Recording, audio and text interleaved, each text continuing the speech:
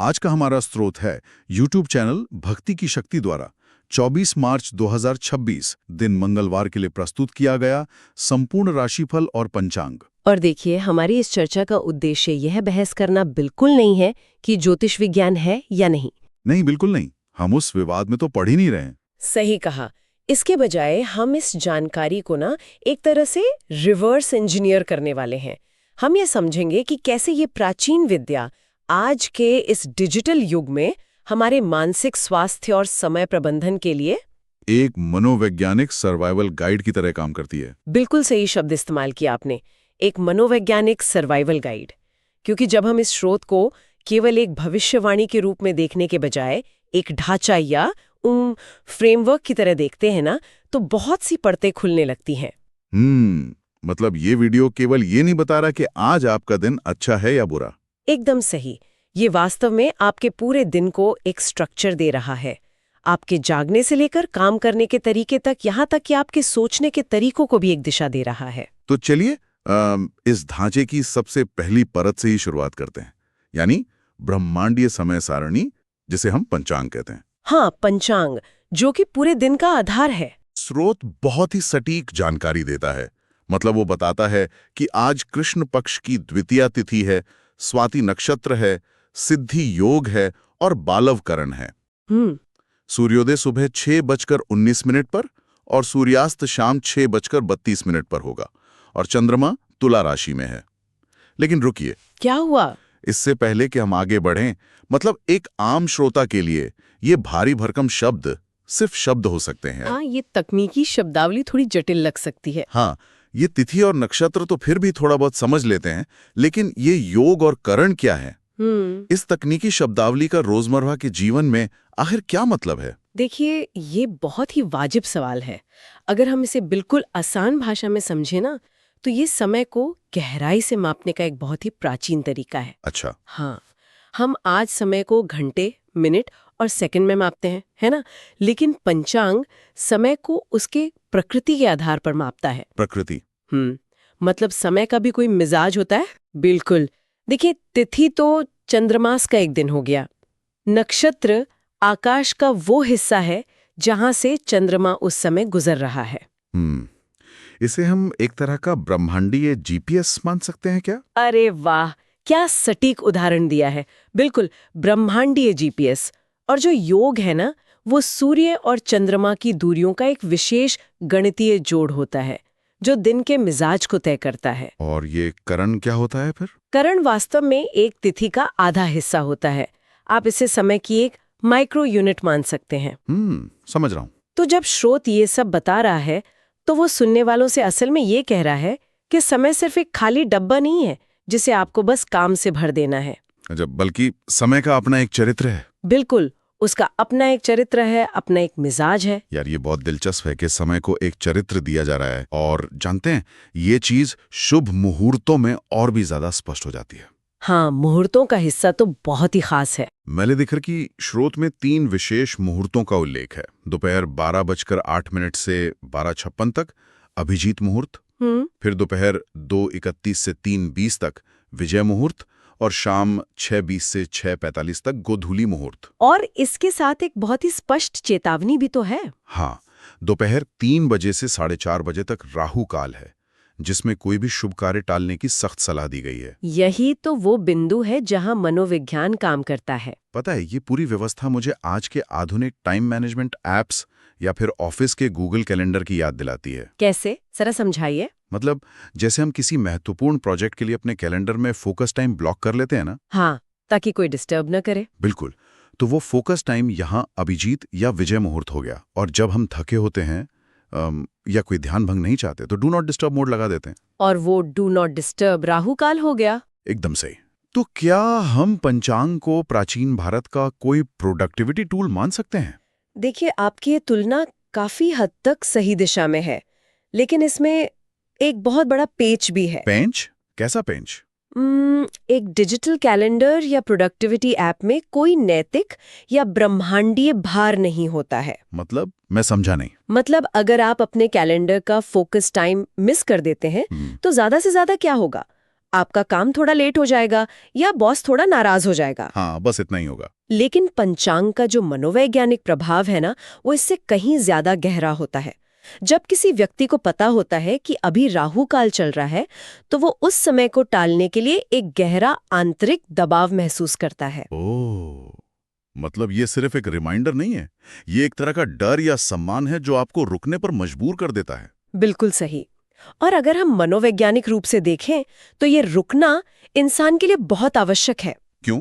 लगातार काम करना तो अच्छा माना जाता है ना। नहीं यार, हम इंसान लगातार एक ही गति से 8-10 घंटे काम कर ही नहीं सकते।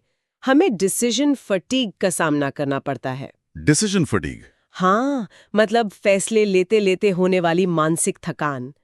राहु काल जैसी अवधारणा इंसान को एक पॉज बटन देती है। अरे बाप रे, ये तो मैंने सोचा ही नहीं था। आप देखिए ना, जब स्रोत कहता है कि दोपहर 3 से 4:30 बजे तक शुभ कार्य टाल दें, तो वो अनजाने में व्यक्ति को दिन के उस हिस्से में हड़बड़ी में फैसले लेने से रोक रहा है। हाँ, क्योंकि उस समय तक हमारी मानसिक ऊर्जा वैसे भी कम होने लगती है। बिल्कुल, ये एक सांस्कृतिक आवरण में लिपटी हुई बहुत ही गहरी मनोवैज्ञानिक रणनीति है। यार, ये नजरिया तो सच में बहुत अलग है।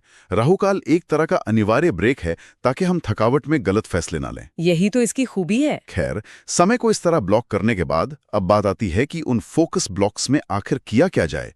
स्रोत इस पर भी काफी जोर देता है। हाँ, कर्म और उपाय वाला हिस्सा। बिल्कुल। स्रोत में स्पष्ट रूप से बताया गया है कि 24 मार्च 2026 के लिए शुभ रंग लाल और नारंगी हैं। क्योंकि मंगलवार का दिन है। सही कहा। और उपाय के तौर पर हनुमान जी को गुड़ और चना अर्पित करने की सलाह दी गई है। और मंत्र भी तो बताया गया है। हाँ, सबसे खास बात, ओम हनुमते नमः मंत्र का 108 बार जाप करने को कहा गया है, जिससे माना जाता है कि बाधाएं दूर होंगी। हम मुझे लगता है कि ये सिर्फ कोई धार्मिक कर्मकांड नहीं है। लाल रंग पहनना या मंत्र जपना, क्या ये खुद को मानसिक रूप से तैयार करने का या कहीं प्राइम करने का एक तरीका है? आप बिल्कुल सही पकड़ रहे हैं। चलिए इसे 2 हिस्सों में तोड़कर समझते हैं। पहला रंग और दूसरा मंत्र। अच्छा, पहले रंगों की बात करते हैं। मनोविज्ञान और जो कलर थेरेपी होती है ना, उसमें लाल और नारंगी रंगों का बहुत गहरा महत्व बताया गया है। ये काफी चटकीले रंग होते हैं। बिल्कुल। ये रंग उत्तेजना, सक्रियता, गर्मी और साहस का प्रतीक माने जाते हैं और मंगलवार को ऊर्जा और युद्ध के देवता मंगल ग्रह से जोड़ा जाता है। तो जब स्रोत किसी व्यक्ति से सुबह उठकर जानबूझकर लाल या नारंगी रंग पहनने को कहता है, तो वो असल में एक मनोवैज्ञानिक ट्रिगर सेट कर रहा होता है। जब आप आईने में खुद को उस ऊर्जावान रंग में देखते हैं ना, तो आपका अवचेतन मन खुद ब खुद उस दिन की चुनौतियों से निपटने के लिए थोड़ा अधिक आत्मविश्वासी महसूस करने लगता है। अरे वाह, मतलब कपड़े सिर्फ शरीर नहीं, दिमाग भी पहन रहा है। बिल्कुल सही कहा। और इन मंत्रों के बारे में आप क्या कहेंगे? स्रोत कहता है 108 बार ओम हनुमते नमः का जाप करना है। 108 बार ही क्यों? और इसका हमारे दिमाग पर असल में क्या असर होता है? यहीं पर आकर ये पूरी प्रक्रिया न्यूरोबायोलॉजी से जुड़ जाती है। न्यूरोबायोलॉजी मतलब जीव विज्ञान? हाँ, देखिए, किसी भी ध्वनि या शब्द को 108 बार दोहराना कोई छोटी बात नहीं है। इसके लिए एक लय और बहुत गहरी एकाग्रता की जरूरत होती है। फोकस चाहिए होता है। बिल्कुल। जब आप एक ही मंत्र को बार बार एक निश्चित लय में दोहराते हैं ना, तो आपके मस्तिष्क की तरंगें बदलना शुरू हो जाती हैं। मस्तिष्क की तरंगें? हाँ, हमारा दिमाग आमतौर पर बीटा अवस्था में होता है, जो कि बहुत सक्रिय और कभी-कभी तनावग्रस्त अवस्था होती है। मतलब जब हम भागदौड़ कर रहे होते हैं। सही। लेकिन मंत्र का वो लयबद्ध जाप मस्तिष्क को शांत अल्फा अवस्था में ले जाता है। मतलब हमारे दिमाग शांत हो जाता है। बिल्कुल। और जो 108 की संख्या है, वो एक संरचना देती है। ये न तो इतनी छोटी है कि आपका ध्यान तुरंत भटक जाए, और न ही इतनी बड़ी कि आप करते करते थक जाएं। ये तो बहुत ही गजब का विज्ञान है। और जो गुड़ और चने चढ़ाने की बात है, गुड़ और चने जैसी सात्विक चीजों का अर्पण व्यक्ति के भीतर कृतज्ञता और जमीन से जुड़े रहने का भाव पैदा करता है। यानी अगर हम इसे डिकोड करें तो ये प्राचीन शब्दावली में माइंडफुलनेस और ध्यान का ही एक रूप है। 100%। खैर, हमने समय को समझ लिया, अपनी मानसिकता को तैयार कर लिया। अब आते हैं उस हिस्से पर जिसका लोग सबसे ज्यादा बेसब्री से इंतजार करते हैं। राशियां। बिल्कुल, राशियां। स्रोत ने सभी 12 राशियों का व्यक्तिगत लेखा जोखा दिया है। लेकिन यार अगर हम इसे सिर्फ एक लिस्ट की तरह पढ़े ना तो ये बहुत उबाऊ हो जाएगा।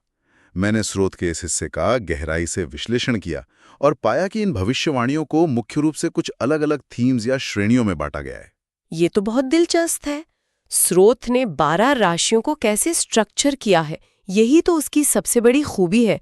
आपने क्या पैटर्न देखा इसमें? मैंने देखा कि स्रोत ने कुछ राशियों को सीधे एक्सेलरेटर पर पैर रखने को कहा है। एक्सेलरेटर मतलब स्पीड बढ़ाने को। हाँ, जैसे मेष, सिंह और धनु राशि वालों के लिए ये दिन विशेष रूप से शुभ बताया गया है। अच्छा।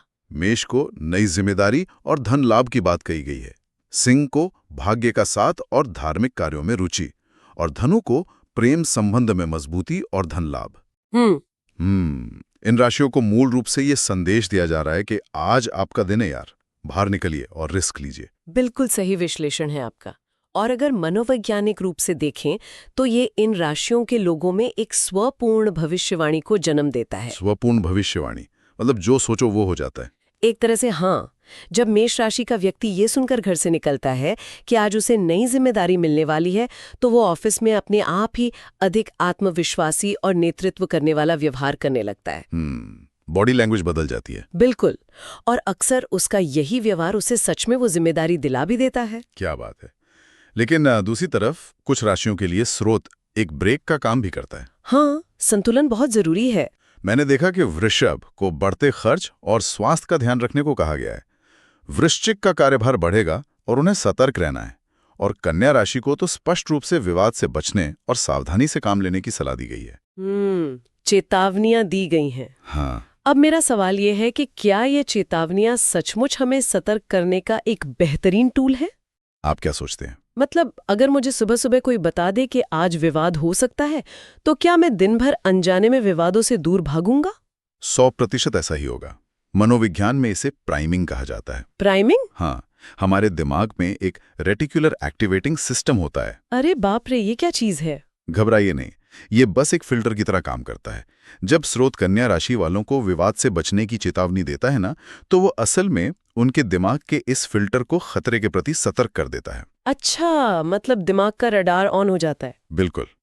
अब दिन में जब भी ऑफिस में कोई सहकर्मी कोई तीखी बात कहेगा, तो कन्या राशि वाले व्यक्ति का दिमाग तुरंत सुबह की उस चेतावनी को याद कर लेगा। और वो बहस करने के बजाय, वह बहस में पड़ने के बजाय एक कदम पीछे हट जाएगा और गहरी सांस लेगा। तो जो चीज एक ज्योतिषीय चेतावनी लग रही थी, वो असल में इमोशनल रेगुलेशन का एक बहुत ही शानदार टूल बन जाती है। यार, ये बहुत ही अद्भुत नजरिया है। मतलब ज्योतिष के जरिए इमोशनल कंट्रोल। यही तो इसकी गहराई है। और आप देखिए, स्रोत की खूबसूरती ये है कि वो किसी भी राशि को पूरी तरह से निराश नहीं करता है। हाँ, बिल्कुल नहीं। यहाँ तक कि जिन राशियों को सतर्क रहने को कहा गया है ना, उन्हें भी कुछ ना कुछ सकारात्मक जरूर दिया गया है। जैसे वृश्चिक राशि वालों को कहा गया है कि उन्हें शत्रुओं पर विजय मिलेगी, ताकि वो डरे नहीं। हाँ। और बाकी राशियों के लिए तो दिन सहयोग और अवसरों से भरा बताया गया है।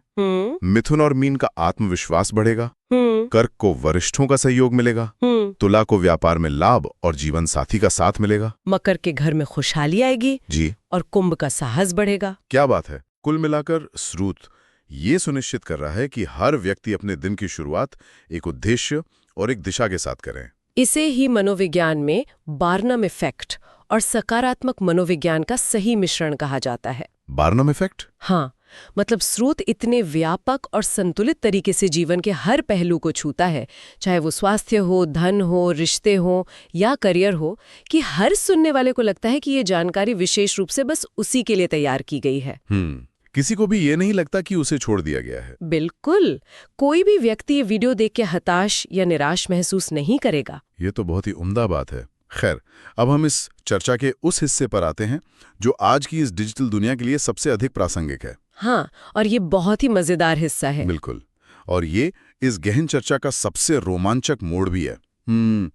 ये सारी प्राचीन विद्या, ये सभी मनोवैज्ञानिक सुझाव आज के श्रोताओं तक आखिर पहुंच कैसे रहे हैं? ये कोई पुरानी किताब या मंदिर का प्रांगण तो है नहीं। नहीं यार, ये YouTube है। हाँ, YouTube। स्रोत के अंत में एक बहुत ही स्पष्ट और दिलचस्प कॉल टू एक्शन दिया गया है। जी। स्रोत के उन सटीक शब्दों को पढ़ना चाहूंगा जिन पर हमें गौर करना चाहिए। बिल्कुल, बताइए क्या लिखा है। स्रोत कहता है, और मैं यहाँ अक्षरशः पढ़ रहा हूं, अगर आप चाहते हैं रोजाना ऐसा ही सटीक राशिफल, तो अभी हमारे चैनल को सब्सक्राइब करें https://youtube.com/@भक्ति की शक्ति 4771। वीडियो को लाइक करें, कमेंट में अपनी राशि जरूर लिखें और शेयर करें अपने दोस्तों और परिवार के साथ। जय माता दी। बहुत ही क्लासिक YouTube आउट्रो है ये। हाँ, जब मैंने पहली बार इसे पढ़ा ना, तो मुझे भी लगा कि ये तो बस सामान्य YouTube मार्केटिंग है। लेकिन ऐसा है नहीं, है ना? बिल्कुल नहीं। जब मैंने इसे कमेंट में अपनी राशि जरूर लिखें के नजरिए से देखा, तो मुझे लगा जैसे ये डिजिटल युग का कोई आधुनिक सत्संग चल रहा है। डिजिटल युग का आधुनिक सत्संग। ये केवल एक मुहावरा नहीं है, बल्कि आज के समाज की एक बहुत बड़ी सच्चाई है। सही कहा। यह देखना सचमुच में हैरान करने वाला है कि कैसे हमारी पारंपरिक आस्था और सिलिकॉन वैली के सोशल मीडिया एल्गोरिदम आपस में जुड़ गए हैं। दोनों का एक ही मकसद है। हाँ, दोनों एक ही चीज पर पनपते हैं, लोगों का ध्यान और निरंतरता। बिल्कुल यार। हम जरा उस पंक्ति का विश्लेषण करते हैं, कमेंट में अपनी राशि जरूर लिखें। इसके पीछे क्या मनोविज्ञान काम कर रहा है? आपको क्या लगता है? मतलब ये सिर्फ एक तरफा जानकारी देना तो नहीं है। जब कोई दर्शक कमेंट सेक्शन में जाके मेष या तुला लिखता है, तो वो वास्तव में क्या कर रहा होता है? वो सिर्फ टाइप नहीं कर रहा है। हाँ, वो सिर्फ कीबोर्ड पर टाइप नहीं कर रहा है, वो अपनी उपस्थिति दर्ज करा रहा है। वो इस विशाल अदृश्य डिजिटल ब्रह्मांड में चिल्लाकर कह रहा है, मैं यहाँ हूँ, ये मेरी पहचान है और मैं इस व्यवस्था का हिस्सा हूँ। ये कम्युनिटी बनाने का और अकेलेपन को दूर करने का एक बहुत ही शक्तिशाली तरीका है। यार, आप इसे बहुत गहराई से देख रहे हैं। जब कोई व्यक्ति अपनी राशि कमेंट करता है ना, तो ये एक डिजिटल हाजिरी लगाने जैसा होता है। Digital attendance. बिल्कुल। पहले के समय में लोग अपने दिन की शुरुआत मंदिर जाकर करते थे, है ना? घंटी बजाना, दर्शन करना। वहां घंटी बजाना, पंडित जी को सिर झुकाना और दूसरे लोगों को देखना, ये सब व्यक्ति को एक समुदाय से जोड़ता था। उसे लगता था वो अकेला नहीं है। सही बात है। आज की इस भागदौड़ भरी जिंदगी में वो मंदिर का आंगन अब इस YouTube वीडियो का कमेंट सेक्शन बन गया है। हर गिरावरे, मंदिर का आंगन अब कमेंट सेक्शन है। क्या बात कही आपने। हाँ, जब आप अपनी राशि लिखते हैं और देखते हैं कि हजारों अन्य लोगों ने भी अपनी राशि लिखी है, तो आपको एक मनोवैज्ञानिक राहत मिलती है कि मेरी ही राशि के और भी लोग हैं जो मेरी तरह ही संघर्ष कर रहे हैं। बिल्कुल। आपको लगता है कि आप अपनी चिंताओं और उम्मीदों में अकेले नहीं हैं। और अगर हम इसे YouTube के एल्गोरिदम के नजरिए से देखें ना, तो ये एक डोपामिन लूप भी बनाता है। वो कैसे? देखिए, चैनल सब्सक्राइब करने को कह रहा है ताकि आप रोज लौट कर आएं और ये आपकी दिनचर्या बन जाए। एक आदत बन जाए। लाइक करने को कह रहा है ताकि एल्गोरिदम को सिग्नल मिले कि ये वीडियो मूल्यवान है और इसे और लोगों के फोन स्क्रीन पर धकेला जाए। वायरल करने के लिए। और शेयर करने को कह रहा है ताकि आप इस ज्ञान के दूत बन जाएं। ये बहुत ही बारीकी से डिजाइन किया गया डिजिटल एंगेजमेंट है। लेकिन सबसे चतुर हिस्सा इसके ठीक अंत में है। अगर आपने ध्यान दिया हो। अंत में? आप किस चीज की बात कर रहे हैं? ये सब कहने के बाद स्रोत बिल्कुल अंत में कहता है, जय माता दी। ये एक मास्टर स्ट्रोक है। अरे हाँ, क्योंकि ये उन सभी सब्सक्राइब और लाइक जैसे तकनीकी और पश्चिमी शब्दों को तुरंत एक आध्यात्मिक पवित्रता दे देता है। एकदम सही पकड़े हैं। जय माता दी कहते ही वो सारा डिजिटल एंगेजमेंट एक आस्था के कार्य में बदल जाता है। मतलब लाइक करना पुण्य कमाने जैसा हो गया। एक तरह से हाँ। अचानक लाइक बटन दबाना या वीडियो शेयर करना कोई एल्गोरिदम का खेल नहीं रह जाता। ये एक डिजिटल अनुष्ठान बन जाता है, भक्ति का एक आधुनिक तरीका बन जाता है। यार, ये तो कमाल का ऑब्जर्वेशन है। टेक्निक ने आस्था को खत्म नहीं किया है, बल्कि उसे अपने हिसाब से ढाल लिया है और उसे एक नया बहुत बड़ा मंच दे दिया है। सच कहूं तो ये सब सुन के दिमाग की खिड़कियां खुल जाती हैं। तो अपनी इस पूरी गहन चर्चा को समेटते हुए हम ये कह सकते हैं कि भक्ति की शक्ति का ये 24 मार्च 2026 का राशिफल सिर्फ एक वीडियो नहीं है। तो फिर क्या है? ये आधुनिक मनुष्य के लिए जीवन जीने का एक पूरा ब्लूप्रिंट है। और हमने आज इस ब्लूप्रिंट के हर हिस्से को डिकोड किया है। बिल्कुल। हमने देखा कि कैसे पंचांग का समय और राहु काल हमें हमारी अपनी ही मानसिक थकान से बचाता है। हाँ, वो डिसीजन फटीग वाला पॉइंट पर हमें केंद्रित करता है।